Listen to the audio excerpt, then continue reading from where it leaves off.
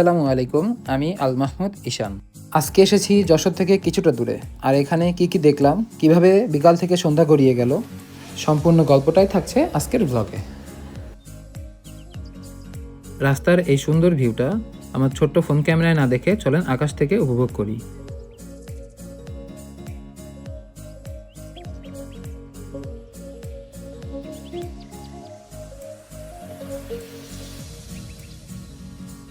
এই ভিউটা আমাদের কাছে মনোমুগ্ধকর হলেও গ্রাম বাংলার প্রতিটা কৃষকের কাছে এটা মোটেও আনন্দের নয়।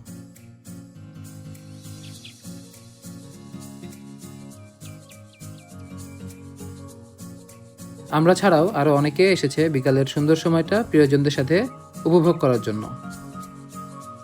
একগুচ্ছ সবুজ গাছপালা দেখে মনে হচ্ছে এটা যেন ছোট্ট একটা দ্বীপ। চারপাশের সবুজ প্রকৃতি আর পানির মাঝে হঠাৎ চোখে পড়ল এই স্থাপনাটি। সম্ভবত এটি কোনো আধুনিক মসজিদ অথবা মাদ্রাসা। এখানে আসার জন্য চাষড়া বাজার থেকে সারাপোল রোড ধরে প্রথমে আসতে হবে এই 4 রাস্তার মোড়ে। আসার সময় দেখেছিলাম ওই পাশের রাস্তাটাও বেশ সুন্দর, চলেন ওদিকে যাওয়া যাক। কিছুদিন আগে যখন প্রবল বৃষ্টি হয়েছিল তখন রাস্তার এপাশটাও তলিয়ে গেছিল, তবে আমরা কয়েকদিন পরে আসার কারণে দেখছি পানি অনেকটাই কমে গেছে। এখানে দাঁড়িয়ে প্রকৃতির সাথে খুব সুন্দর ঠান্ডা বাতাস অনুভব করছিলাম। ড্রোন দেখে হঠাৎ কুকুরটা চিল্লানো শুরু করলো আর শান্ত পরিবেশ অশান্ত করে দিল।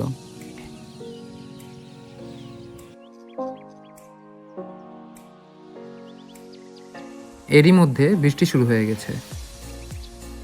অনেক তো প্রকৃতি দেখা হলো, চলেন এবার আমরা রেস্টুরেন্টের ভিতরটা ঘুরে আসি। ভেতরে ঢুকেই প্রথমে চোখে পড়লো একটা সুন্দর মিরর। আর মিরর দেখলেই আমরা যা করি আর কি। আমি একা ভিডিও করছিলাম, এজন্য ফোনটা কেড়ে নিল। যাই হোক, আমরা অর্ডার করেছিলাম মিট বক্স আর ওভেন বেক পাস্তা। দামের তুলনায় খাবারের মান ছিল যথেষ্ট ভালো। এরই মধ্যে সন্ধ্যা হয়ে গেছে আর রেস্টুরেন্টের সবগুলো লাইট দেওয়ার পরে সৌন্দর্য অনেক গুণ বৃদ্ধি পেয়েছে। চলেন আমরা এবার সম্পূর্ণ রেস্টুরেন্টটা ঘুরে দেখে আসি।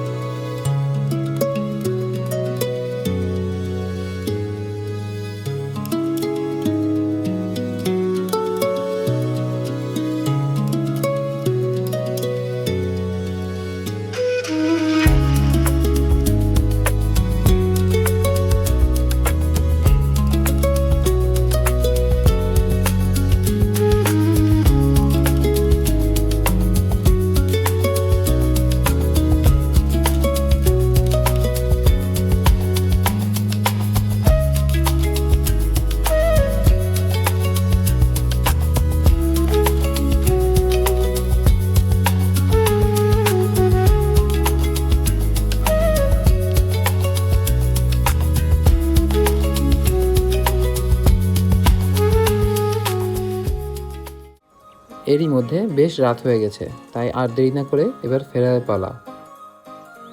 তবে বাইরে বের হতেই এত সুন্দর আলো দেখে আর 2-1টা ক্লিপ নেওয়ার লোক সামলাতে পারলাম না। আর সাথে প্রচুর বাতাস তো আছেই। মন চাইছিল এখানেই থেকে যেতে, তবে সেই সুযোগ নেই, এবার যেতেই হবে। গ্রামের এই নিরিবিলি রাস্তা ধরে আমরা আবার যশোরের উদ্দেশ্যে রওনা দিলাম। আজের রাতটাও অনেক সুন্দর, মেঘ যেন গাছের ফাঁকা দিয়ে উঁকি দিচ্ছে। তারপর এই ছিল আমাদের আজকের গল্প। আবারও দেখা হবে নতুন কোনো জায়গায়, নতুন কোনো স্মৃতির সাথে। আর ততদিন পর্যন্ত ভালো থাকুন, সুন্দর থাকুন। দেখা হবে পরবর্তী ভ্লগে। খোদা হাফেজ।